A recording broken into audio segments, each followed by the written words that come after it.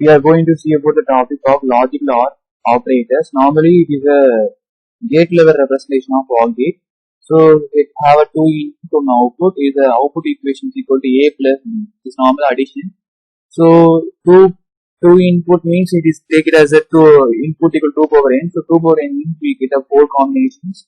So, that is 0 0 0 1 1 0 1. This is a combination for the four combinations.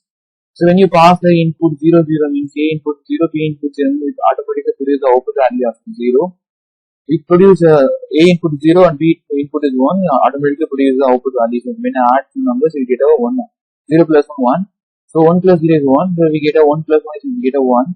So here 0 is a false, so it represents a false. So 1 is a true. So here I take it example 5. Here take it a variable A equal to true. So true is a keyword. Start with uppercase. B equal to false. Start with uppercase. Now I take it an example for it. So print means print the function. So R is the object. B variable. So when both input and true and false, we get output. Output is 1. So it is a condition for A is 1. A is equal to 1. So it is a true. B is 0. 0 means we get output 1. So we get output true. So 1 represents the true. True is the output.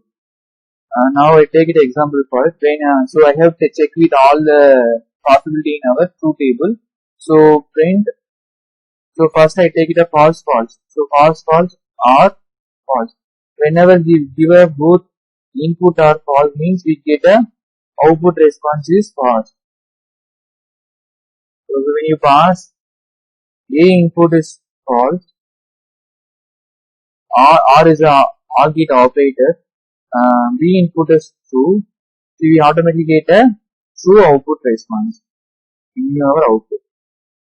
So final one is true true. So when we are passing the both input are true means we get a true output in the logical OR operator. So automatically produce the true. So this is the example for logical OR operators. Thanks for watching this video.